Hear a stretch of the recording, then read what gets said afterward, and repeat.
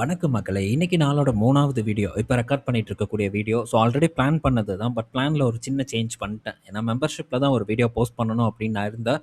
So Natco, அதுக்கப்புறம் ஒரு lidar ரிலேட்டடான ஒரு நிறுவனம் அண்டு ஒரு ETF பற்றி பேசணும் அப்படின்னு நான் இருந்தேன். பட் அதை விட இது கொஞ்சம் முக்கியத்துவம் வாய்ந்ததா நான் பார்த்ததுனால, இந்த வீடியோக்கு நான் முன்னுரிமை கொடுத்து இன்னைக்கு இடையில அப்டேட் பண்றேன்.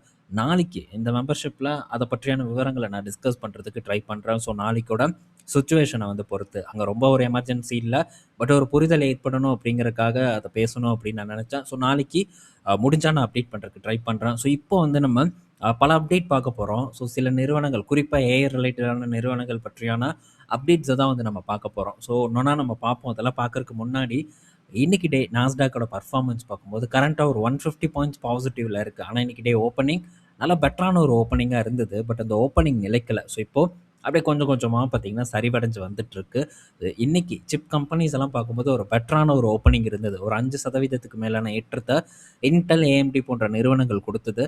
பட் இப்போ ஒரு 3, 2.5% வரைக்கும் ஏறி ட்ரேட் ஆயிட்டு இருக்கு. மைக்ரோசாஃப்ட் பார்க்கும்போதும் ஸோ ஃப்ளாட்டா ஒரு 1% வரைக்கான ஏற்றத்த தான் குடுத்துருக்கு. ஆப்பிள் நெகட்டிவ் பெர்ஃபார்மன்ஸே போஸ்ட் பண்ணிட்டு இருக்கு. ஆனா, ஆப்பிளோட சமீப கால பெர்ஃபார்மன்ஸ் பார்க்கும்போது சூப்பரான ஒரு பெர்ஃபார்மன்ஸா இருக்கு. சொல்லப்போனா ஒரு டைம்ல வாரன் பஃபெட் பார்த்தீங்கன்னா, இந்த ஆப்பிள் நிறுவன பங்குகள பெரிய அளவுக்கு வந்து வித்து வீசுனாங்க. ஆனா, அவங்க வித்து வீசினதுக்கு அப்புறமும் பார்த்தீங்கன்னா, இந்த நிறுவனத்தோட விலை நல்ல ஒரு உச்சத்த தொட்டிருக்கு. இன்னும் சொல்லப்போனா, நம்பர் 1 நிறுவனமா உலகத்தில ரொம்பவே வேல்யூபிள் நிறுவனமா ஆப்பிள் இப்போ வந்து மாறியிருக்கு. ஸோ பெரிய அளவுக்கான ஒரு வளர்ச்சி வாரன் பஃபெட் வித்ததுக்கு அப்புறம் வந்திருக்கு. சொல்லப்போனா வாரன் பஃபெட் வித்ததுலேருந்து கிட்டத்தட்ட டபுள் த ரிட்டர்னை நோக்கி பார்த்தீங்கன்னா இந்த ஆப்பிள் நிறுவனம் நகர்ந்து போயிட்டுருக்கு. ஏன்னா அவங்க வித்ததுக்கப்புறம் இந்த நிறுவன பங்கு கிட்டத்தட்ட ஒரு $180 கிட்ட எல்லாம் போச்சு. ஸோ $170 வரைக்கும் போயிருக்கு. இப்போ $320 இன்னைக்கு ட்ரேட் ஆயிட்டு இருக்கு. ஸோ இதோட இதுக்கு முன்னாடி ஹை பார்க்கும்போது $335 கிட்ட இருக்கு.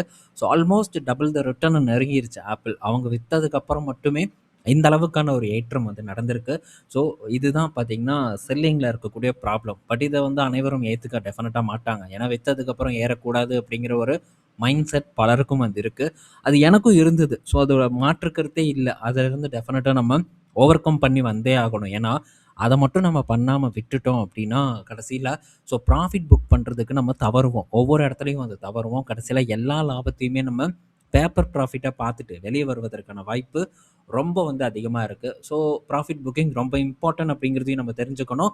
அண்டு நம்ம விற்றதுக்கப்புறம் விலை ஏறாது, ஏறுச்சுன்னா நம்ம தவறான முடிவை எடுத்துட்டோம் அப்படின்ட்டு ஸோ நம்ம வருந்தக்கூடாது அப்படிங்கிறதுக்கான சிறந்த உதாரணம் பார்த்தீங்கன்னா பஃபட் அண்டு இந்த ஆப்பிள் நிறுவன பங்கு அப்படிங்கிறத நம்ம புரிஞ்சுக்கணும். ஸோ நல்ல பர்ஃபார்மன்ஸை கொடுத்துட்ருக்கு. ரீசெண்டாக ப்ரைஸ் ஹைக் பார்த்தீங்கன்னா கசகசன்னு பண்ணாங்க. ஸோ அதுவும் ஆப்பிள் நிறுவனத்துக்கு ஒரு பாசிட்டிவாக தான் இருக்குது. வாங்கிட்டு தான் இருக்க போகிறாங்க. என்ன விலை விற்றாலும் வாங்கத்தான் போகிறாங்க ஸ்டேட்டஸை வந்து ப்ரூவ் பண்ணுறதுக்காக. ஸோ பார்ப்போம் தொடர்ந்து இந்த நிறுவனத்தோட வளர்ச்சி இதே வேகத்தில் இருக்கா அப்படின்ட்டு. ஸோ நெக்ஸ்ட்டு பார்த்தீங்கன்னா நம்ம இந்த ஏஐ ரிலேட்டட் பங்கான ஆரக்கிளை பற்றி பேச போகிறோம். ஆரக்கிள் பெரிய அளவுக்கான ஒரு சரிவை கொடுத்துருக்கு. இதுக்கு முன்னாடி இது ஒரு நல்ல பர்ஃபார்மன்ஸ் அண்ட் நல்ல ஏற்றத்தை கொடுக்கும்போது நம்ம டிஸ்கஸ் பண்ணியிருக்கோம். பலமுறை இதை பற்றி டிஸ்கஸ் பண்ணியிருக்கோம்.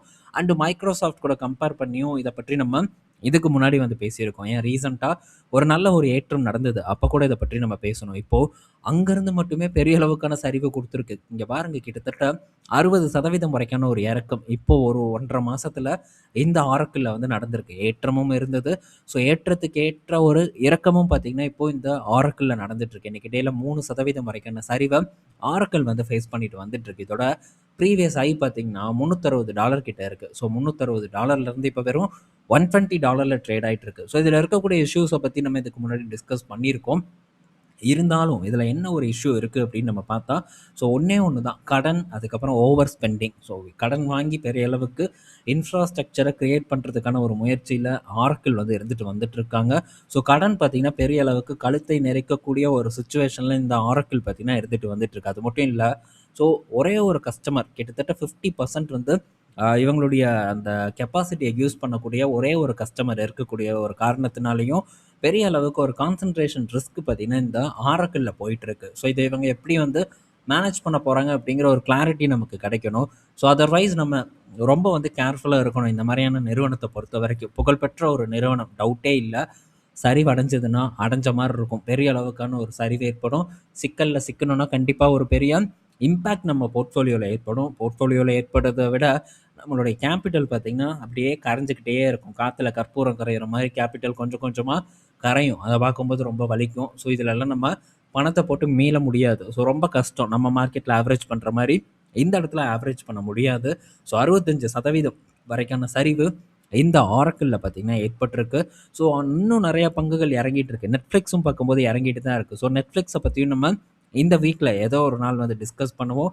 இன்னைக்கு நெட்ஃப்ளிக்ஸ் பார்க்கும்போதும் ஒரு செல் ஆஃப் தான் கொடுத்தது அப்படின்னு நான் நினைக்கிறேன். ஸோ இதை பற்றியும் நம்ம கண்டிப்பாக வந்து பேசணும்னு நான் நினைக்கிறேன். ஸோ நெட்ஃப்ளிக்ஸில் அடுத்த கட்ட ஒரு வளர்ச்சி என்னவா இருக்கும் அப்படிங்கிறத பற்றி நம்ம பேசணும். ஸோ இந்த ஒரு டவுன்ஃபால்லேருந்து இவங்க எப்படி மீண்டு வர போகிறாங்க அப்படிங்கிறத பற்றியும் நம்ம விவரமாக விவரிக்கணும் அப்படின்னு நான் நினைக்கிறேன். நீங்கள் என்ன நினைக்கிறீங்கிறதையும் மறக்காமல் கீழே கமெண்ட் செக்ஷனில் மென்ஷன் பண்ணுங்கள். ஸோ அப்போ தான் இதில் உங்களுடைய ஒரு ஒரு உங்களுக்கு தேவை இருக்கா இல்லையா அப்படிங்கிறது எனக்கு வந்து தெரிய வரும். ஸோ அதனால் நீங்கள் கமெண்ட் செக்ஷனில் போடும்போது அதுக்கு இன்னும் கொஞ்சம் நான் மெனக்கெட்டு வந்து வேலையை செஞ்சு ஸோ அதோட அவுட்புட்டும் உங்கள் கூட ஷேர் பண்ணுறதுக்கு வசதியாக இருக்கும். ஸோ கிட்டத்தட்ட 50%க்கு மேலான சரிவை கொடுத்த இந்த நெட்ஃப்ளிக்ஸ் பற்றியும் நம்ம பேசணும் அப்படின்னு தான் என்னுடைய ஒரு ஆர்வம் இருக்குது. ஸோ நீங்கள் என்ன நினைக்கிறீங்க அப்படின்னு நம்ம பார்ப்போம். ஸோ இப்போதைக்கு ஆரக்கிள் பார்த்திங்கன்னா நம்ம கூர்ந்து கவனிக்க வேண்டிய ஒரு இடத்துல இருக்குது. ஸோ அதுதான் இங்கே முக்கியமாக நம்ம பேச வர்றது. கருத்தே அதுதான். ஸோ ஆரக்கிள் இங்கேருந்து நம்ம கவனிக்க ஆரம்பிக்கணும். பல விஷயங்களை நம்ம நோண்டி நொங்க எடுக்கணும். ஸோ அப்போ தான் நமக்கு இதில் ஒரு புரிதல் ஏற்படும். ஏன்னா நல்ல ஒரு கரெக்ஷனை கொடுத்துருக்கு.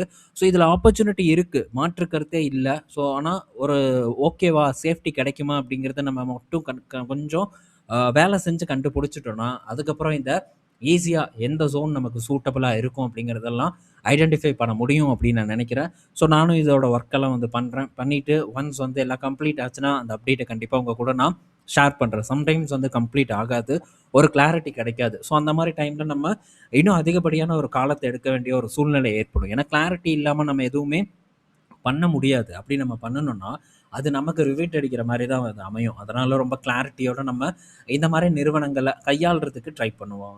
ஓகே, உங்களுக்கு புரிஞ்சிருக்கும் அப்படின்னு நான் நினைக்கிறேன். ஸோ நெக்ஸ்ட் பார்த்தீங்கன்னா ஏஎம்டி கிட்ட இருந்து வந்து ஒரு சூப்பர் அப்டேட் நம்ம பார்க்க போகிறோம். ஏஎம்டி பார்த்தீங்கன்னா இப்போ மைக்ரோசாஃப்ட் கிட்ட இருந்து ஒரு ஆர்டர் வந்து கிடச்சிருக்கு. ஸோ அப்படின்னு சும்மா சுருங்க சொல்ல போனால் மைக்ரோசாஃப்ட் இப்போது ஏஎம்டியோட கஸ்டமராக வந்து மாறி இருக்காங்க. நீங்கள் பாருங்கள், மைக்ரோசாஃப்ட் வந்து கஸ்டம் சிப்ஸை வந்து உருவாக்கிட்டு தான் இருக்காங்க. ஆனாலும் கூட ஸோ அங்கே மற்ற கம்பெனிஸ் கிட்ட இருந்து அவங்க சிப்ஸை வாங்கிட்டு தான் இருக்காங்க. ஸோ இப்போது மைக்ரோசாஃப்ட் பார்க்கும்போது ஏஎம்டியோட கம்ப்ளீட் ரேக் ஸ்கேல் சிஸ்டத்தை வாங்குறதா ஒரு அப்டேட் வந்து கொடுத்துருக்காங்க. ஸோ இது ரொம்பவே முக்கியமான விஷயம். A to Z எல்லாமே பார்த்தீங்கன்னா ஏஎம்டி கிட்ட இருந்து வாங்குறாங்க. இதுதான் முக்கியமான விஷயம். வெறும் சிபியு மட்டும் வாங்கலை, ஜிபியு மட்டும் வாங்கலை, கம்ப்ளீட் ரேக் ஸ்கேலு. ஸோ அந்த நம்ம அலமாரியாட்டம் ஒன்று இருக்குல்ல, ஃபுல்லாக அதில் பார்த்தீங்கன்னா ஒரு 50 ஜிபியோ ஒரு 10 சிபியு அப்படின்ட்டு இதெல்லாம் செட் பண்ணி வச்சுருப்பானுங்க. அது கம்ப்ளீட்டாக ஏஎம்டி பார்த்தீங்கன்னா ஈலியோஸ் அப்படிங்கிற ஒரு பேரில் அவங்களே ஓனாக மேனுஃபேக்சர் பண்ணுறாங்க. ஸோ அந்த கம்ப்ளீட் சிஸ்டத்தை இப்போது மைக்ரோசாஃப்ட் வந்து வாங்குறாங்க. ஸோ இதனால் இவங்களுடைய மார்ஜின் பார்க்கும்போது டெஃபினட்டாக சூப்பராக இருக்கும். ஸோ இந்த ஈலியோஸ் ரேக் ஸ்கேல் சிஸ்டம் பார்க்கும்போது இன்னும் யாருக்குமே வந்து டெலிவர் பண்ண ஆரம்பிக்கல. வரக்கூடிய செகண்ட் ஹாஃபில், இந்த வருடத்தோட செகண்ட் ஹாஃபில், அதாவது செகண்ட் ஹாஃப் ஆயாச்சு.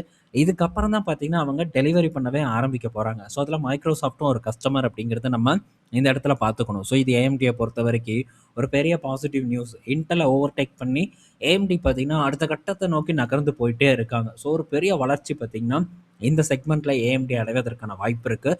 ஸோ இன்டெல் பார்த்தீங்கன்னா ரொம்ப டைவர்சிஃபையாக யோசிக்கக்கூடிய அந்த அவங்களுடைய பார்வை இருக்கக்கூடிய ஒரு நிறுவனமாக நான் வந்து பார்க்குறேன். ஸோ ஏஎம்டி பார்க்கும்போது கம்ப்ளீட்டாக அவங்களுடைய செக்மெண்ட்டை நோக்கி தான் வந்து போகிறாங்க. எப்படி ஸோ இப்போ ரேக் ஸ்கேலு, ஜிபியு, சிபியு இதெல்லாம் பார்த்தீங்கன்னா அவங்களுடைய டெக்னாலஜிக்கு ஏற்பட்ட மாதிரி ஸோ அது சம்மந்தப்பட்டே தான் வந்து போகிறாங்க. ஆனால் இன்டெல் பார்க்கும்போது இன்னும் ரேக் ஸ்கேல் சிஸ்டத்தில் வரல. ஆனால் ஃபாக்ஸ்கான் கூட ஒரு டைப் பண்ணியிருக்காங்க. ஸோ ஃபாக்ஸ்கான் பார்க்கும்போது இந்த ரேக் ஸ்கேல் சிஸ்டத்தை தயாரிப்பாங்க. இங்கே சிபியு அண்ட் ஜிபியு பார்க்கும்போது இன்டெல் வந்து ப்ரொவைட் பண்ணி ஸோ 2 பேரோட கொலாபரேஷன் பார்ட்னர்ஷிப்பில் உருவாக்குறதுக்கான ஒரு திட்டம் ஓடிட்டுருக்கு. ஸோ ஃபாக்ஸ்கான் வந்து ஒரு கான்ட்ராக்ட் மேனுஃபேக்சராக வந்து இந்த இடத்துல ஆக்ட் பண்ண போகிறாங்க. அதையும் நம்ம பார்த்துக்கணும். ஸோ இது இன்டெல்லில் ஃப்யூச்சரில் நடக்கக்கூடிய ஒரு விஷயம்.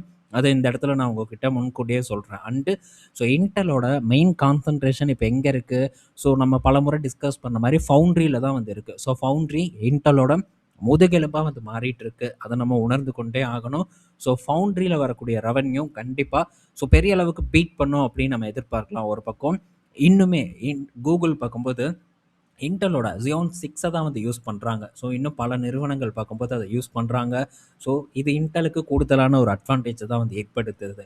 ஒரு பக்கம் சிபியு சேல்ஸ் இன்னும் வந்து இந்த ஆக்சலரேட்டரில் பெரிய அளவுக்கு அவங்களால சக்ஸஸ் பண்ண முடியல. ஜிபியூவில் பெருசாக கான்சன்ட்ரேட் பண்ண முடியல. பட் என்விடியா கூட சேர்ந்த ஒரு பார்ட்னர்ஷிப் அதையும் வந்து தூக்கி நிறுத்தும் 28க்கு பிறகு அப்படின்ட்டு நம்ம எதிர்பார்க்கலாம்.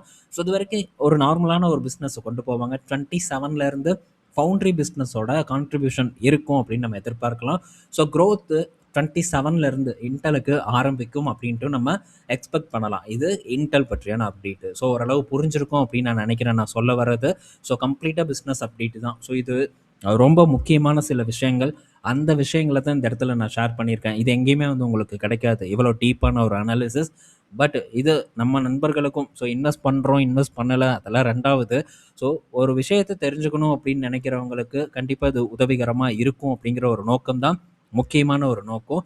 ஸோ என்னைக்காச்சும் ஒரு நாள் நம்ம இது பக்கம் நம்ம திரும்புவோம். அன்னைக்கு திரும்பும்போது நம்ம பிளைண்டாக வந்து பேரை கேட்டு பங்குகளில் முதலீடு பண்ணுற ஒரு பழக்கம் இருக்கக்கூடாதுங்கிறதுக்காக ஸோ தொடர்ந்து இதை பற்றி நம்ம கிட்டத்தட்ட 3 வருடமாக வந்து பேசிகிட்டு இருக்கோம் அமெரிக்க நிறுவனங்களை பற்றி. ஸோ ஓரளவு புரிதலை நம்ம நண்பர்கள் மத்தியில் நான் ஏற்படுத்தியிருப்பேன் அப்படின்னு தான் நான் நினைக்கிறேன். அடுத்தது இந்த மெமரி சிப்போட கிரைசிஸ். ஸோ இப்போ இது வந்து பெரிய அளவுக்கு தலை தூக்கும் போலையே. ஏன்னா ஸோ எஸ்கே ஹைனிக்ஸோட சீஃப் என்ன சொல்கிறாங்கன்னா, ஸோ இப்போ இந்த மெமரி சிப்போட இது ஒரு ப்ரொடக்ஷன் கம்மியாக இருக்குல்ல. ஸோ டிமாண்டுக்கு ஏற்ற ஒரு சப்ளை இல்லை. இதுதான் ஒரு பெரிய கன்சர்னாக வந்து போயிட்டுருக்கு. ஸோ இதன் காரணமாக பொலிட்டிக்கல் அந்தந்த நாட்டோட பொலிட்டிக்கல் பார்த்தீங்கன்னா தலையிடுது. என் கம்பெனிக்கு குட்றா நீ சிப்ப அப்படிங்கிற மாதிரியான ஒரு தலையீடு இருக்கிறதா எஸ்கே ஹைனிக்ஸ் சொல்கிறாங்க. கண்டிப்பாக அமெரிக்கா தான் வந்து சொல்லுவாங்கன்னு நான் நினைக்கிறேன். அங்கே தான் மோஸ்ட்டாக பல ஏஐ நிறுவனங்கள் இருக்குது.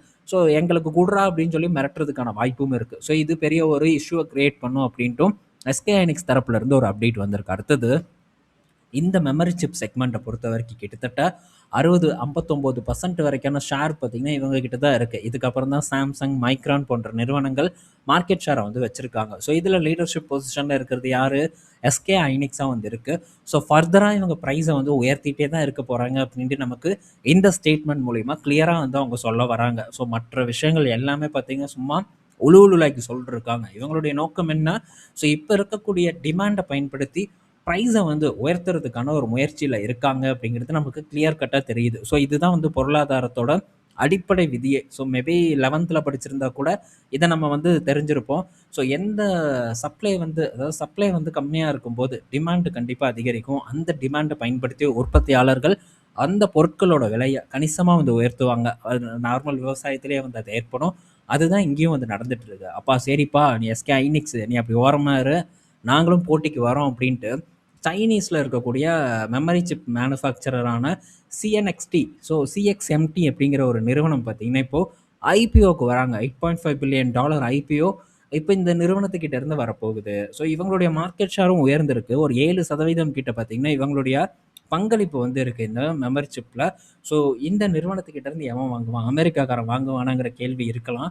ஸோ அமெரிக்கா பார்த்தீங்கன்னா சைனாவோட இந்த ப்ராடக்ட்ஸை வந்து டெஃபினட்டாக வாங்க மாட்டாங்க அப்படின்னு தான் எதிர்பார்க்கலாம். ஆனால் ஆப்பிள் பார்த்தீங்கன்னா இவங்க கிட்ட இருந்து இந்த மெமரி சிப்பை வாங்குறதுக்கான முயற்சியில் ஈடுபட்டிருக்கிறதா ஒரு தகவல் பார்த்தீங்கன்னா வந்தது. ஸோ அதுக்கான பேச்சுவார்த்தை பார்த்தீங்கன்னா யுஎஸ் கவர்மெண்ட் கூட நடத்திட்டு வந்துட்டு இருக்கிறதாகவும் ஒரு தகவல் வந்து கிடச்சிருக்கு. ஸோ இவங்க கிட்ட இருந்து ஆப்பிளே வந்து மெமரி சிப்பை வாங்குறதுக்கான ஒரு முயற்சியில் இருக்கும்போது ஸோ இந்த நிறுவனத்தோட தரம் என்ன அப்படிங்கிறத நம்ம கண்டிப்பாக இந்த இடத்துல உணர்ந்திருப்போம் அப்படின்னு நான் நினைக்கிறேன். ஸோ இதுவும் பார்த்தீங்கன்னா வருங்காலத்தில் ஒரு வளர்ச்சியை கொடுக்கும் அப்படிங்கிற ஒரு எதிர்பார்ப்பு எனக்கு வந்து இருக்குது. ஸோ இது போக இன்டெல் தரப்புலேருந்தும் இந்த மெமரி சிப்பை வந்து தயாரிக்கிறதுக்கான ஒரு திட்டத்தில் இருக்காங்க. ஸோ தொடர்ந்து இந்த ஒரு ஒரு ஒரு தேவை பார்த்திங்கன்னா இருந்துக்கிட்டே தான் இருக்க போகுது. பட் இப்போ இருக்கக்கூடிய ஒரு பெரிய அளவுக்கான ஒரு டிமாண்ட் வந்து ஃப்யூச்சரில் இருக்குமா அப்படிங்கிறது ஒரு சந்தேகத்துக்குரிய ஒரு விஷயம்தான். பட் இருந்தாலும் ஸோ இந்த செக்மெண்ட்டில் ஒரு புது செக்மெண்ட்டை இன்டெல்குள்ளே வந்து நுழையும். ஸோ இன்டெல் அதுவும் பார்த்திங்கன்னா ஒரு துணை கிளையாக வச்சு பிஸ்னஸ் பண்ணுறதுக்கான வாய்ப்பு இருக்குது அப்படிங்கிறத நம்ம கண்டிப்பாக புரிஞ்சுக்கணும் அப்படிங்கிறது தான் இந்த பதிவோட முக்கிய ஒரு நோக்கம். ஸோ இன்டெல் பற்றி நியூஸ் இல்லைனாலும் ஸோ இன்டெல் ரிலேட்டடாக அவங்க என்னென்ன பண்ண போகிறாங்க அப்படிங்கிறத பற்றி இந்த இடத்துல நான் டிஸ்கஸ் பண்ணியிருக்கேன். ஸோ ஒரு புரிதல் ஏற்பட்டிருக்குன்னு நான் நினைக்கிறேன். ஸோ பல விஷயங்களும் ரொம்ப டீட்டெயில்டாக வந்து நம்ம பேசியிருப்போம். பயனுள்ளதாக இருக்கும்னு நான் நினைக்கிறேன். அடுத்து இன்னொரு வீடியோவில் நம்ம திரும்ப மீட் பண்ணுவோம். பாய் மக்களே.